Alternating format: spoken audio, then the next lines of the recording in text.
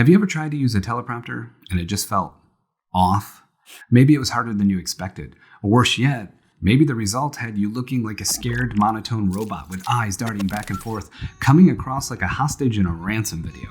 Or maybe you haven't even tried a teleprompter because it just feels so weird. Whether you're making videos for your business, your YouTube channel, an online course, or just for fun, there's actually a bit of an art to reading from a teleprompter, and I bet you were just missing a couple of key components. We're here to give you the tools needed to read from a teleprompter like a pro. Oh, and stick around until the end because I'm going to share a game-changing technique that completely transformed the way that I personally use a teleprompter. All right, first off, let's cover something that's really easy to do and doesn't take a ton of energy or brain power. And that's something I like to call low-stakes rehearsal.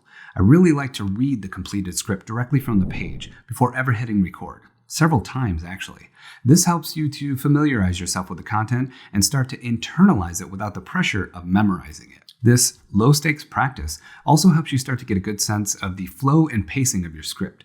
During these read-throughs, you can use a timer, just on your smartphone, to gauge how long your delivery takes. This not only assists you in staying on track, but also ensures your video doesn't drag on too much, keeping it within the ideal length for your audience's attention span. This is also an excellent opportunity to fine-tune your script, trimming any excess to ensure it's concise and engaging.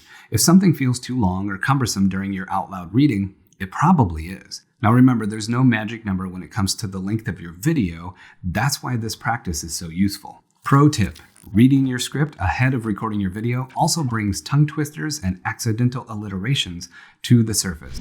Sally sells which will give you an opportunity to either prepare for them a little bit more or change the script in your favor.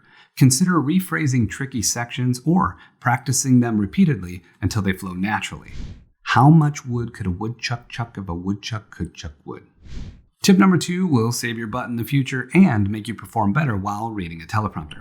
And that is to have your script close by, either printed out on a piece of paper or, like I do, on my monitor next to me. The teleprompter can sometimes make you feel really lost. You're really only seeing a small percentage of the bigger picture. Being able to see your script as a whole and know where you're at in the script and what's coming next can really help you deliver with a lot more confidence.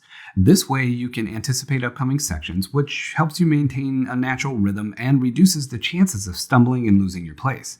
Knowing where your sentences, thoughts, and ideas begin and end is a total lifesaver. All right, we're halfway to the game-changing tip that took me over 10 years to figure out on my own. But first up is today's third tip, and it will serve as the crux of how well you're able to read a teleprompter. Oh, and it's a 3-for-1 tip: camera distance, font size, and scroll speed.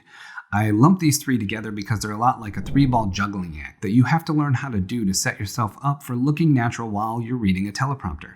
The speed of your scroll, the size of the font, and how far away you are from the camera all have to be in harmony to get the best results. Okay, I got some bad news. There is no universal setting for these things, so you have to experiment and try different combinations to find the perfect mix for you. For the sake of having an example, I'll share my setup with you now. My teleprompter is a Parrot teleprompter that mounts right onto the front of my DSLR camera lens, and it uses my old iPhone 7 Plus as the screen. It's 54 inches away, straight in front of my face. I also use the Parrot app. My font size setting is 77, my scroll speed is 19, and my margins are set to 34. And this is what I'm looking at during my videos as the teleprompter is rolling along. Tip number 4 is short and sweet. It may feel like it's not a very big deal, but trust me, it is. Let's talk about your pacing.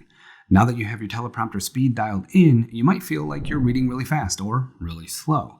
This illusion of speed, fast or slow, can only be broken by recording and then watching back your video content. If during a playback you notice that it is too fast or too slow compared to how you normally speak in everyday conversation, make adjustments according to that video feedback. When I first started using a teleprompter, I felt like I was reading like a million miles an hour.